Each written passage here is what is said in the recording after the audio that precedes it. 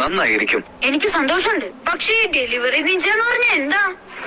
വളരെ പ്രധാനപ്പെട്ട പാർസലുകളും രേഖകളും ഉൾക്കൊള്ളുന്ന ഒരു ജോലിയാണിത്. എന്റെ ജീവിതം പണയമെടുത്ത് സുരക്ഷിതമായി അതെത്തിക്കുന്നു. ഒരു പോസ്റ്റ്മാനെ പോലെ? അല്ല, അത് തീർത്തും വ്യത്യസ്തമാണ്. പോസ്റ്റ്മാന്റെ ജീവിതത്തിന് ആപത്തൊന്നുമില്ല, പക്ഷേ ഞങ്ങളുടെ ഇതിലുണ്ട്. എനിക്ക് മനസ്സിലായി. അപ്പൊ നിങ്ങൾ ജീവൻ പണയം വെക്കുന്ന ഒരു പോസ്റ്റ്മാനാണ്. നിന്നെന്താണ് ഞാൻ രണ്ടായി കാണുന്നത്?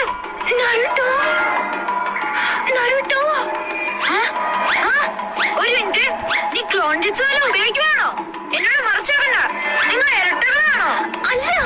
ദൈവമേ, ഇവർ രണ്ടുപേരിൽ ആരാണ് ശരിക്കും ഹിനാറ്റയെന്ന് എങ്ങനെ കണ്ടുപിടിക്കും? എനിക്ക് വട്ടുപിടിക്കുമെന്ന് തോന്നുന്നു. നിങ്ങളുടെ ശബ്ദം ഒരേപോലെ തന്നെയുണ്ട്. എനിക്ക് കിട്ടി. ഞാനൊരു ചോദ്യം ചോദിക്കാം. അതിന് ഉത്തരം യഥാർത്ഥ ഹിനാറ്റയ്ക്ക് മാത്രമേ പറയാൻ പറ്റൂ. ശരി, ഹിനാറ്റയുടെ അച്ഛന്റെ പേരെന്താണെന്ന് അറിയാമോ? അത് ഫലിച്ചില്ല. എന്റെ ചോദ്യം അത്ര പ്രയാസമുള്ളതായിരുന്നില്ല. കാരണം ഹിനാറ്റയുടെ അച്ഛന്റെ പേര് എനിക്കറിയില്ല. അപ്പൊ ഇത് സുരക്ഷിതമല്ല. ഭാരതിന്റെ മുകളിലുണ്ടായതല്ലെന്നും പറഞ്ഞ് സന്തോഷിക്കേണ്ട. പീക്കിന് നിനക്ക് ആയിരിക്കും. നിങ്ങൾക്ക് എല്ലാവർക്കും അറിയാവുന്നതുപോലെ ഈ കരിങ്കല്ലിലുള്ളതിലെല്ലാം പഴയ ഹൊക്കാഗെയുടെ ശില്പങ്ങളാണ്. ഇടത്തു നിന്ന് തുടങ്ങുന്നു. ഇതാണ് ആദ്യത്തേത്, ഇത് രണ്ടാമത്തെ, അത് മൂന്നാമത്തെ, ഇത് നാലാമത്തെ. അത് നിങ്ങൾക്ക് മനസ്സിലായി കാണുമല്ലോ. അപ്പൊ അഞ്ചാമത്തെ ഹൊക്കാഗെ ആരാണ്?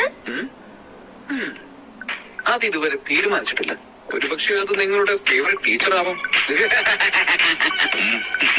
ചരിത്രത്തിന്റെ ക്ലാസ് രസകരമാക്കാൻ വേണ്ടി അവസരത്തിനൊത്ത് തമാശ പറയുകയായിരിക്കും, അല്ലേ രൂക്ക?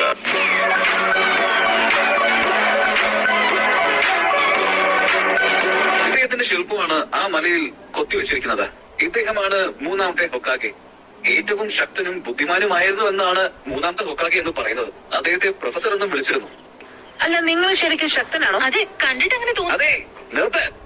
നിങ്ങൾക്ക് ഹൊക്കാഗെ എന്നുള്ള പട്ടം കിട്ടിയാൽ അതിന്റെ അർത്ഥം ഒന്നേ ഉള്ളൂ, ഈ നാട്ടിലെ ഏറ്റവും ശക്തൻ നിങ്ങളാണെന്നാണ്.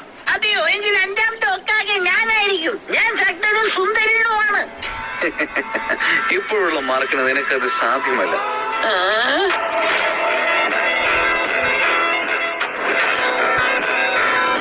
നിനക്ക് മതിയായില്ലടാ കേൾക്കാൻ. ലോഡ് ഒരച്ചുമാരി എനിക്ക് തന്ന ഈ ശരീരത്തെ നീ ഇപ്പൊ അഭിനന്ദിക്കുന്നുണ്ടോ? ഞാൻ എന്റെ കൈകൾ കൊണ്ട് നിന്നെ പിച്ച് ചീന്തും. നീ എന്നോട് പറ, അവനെ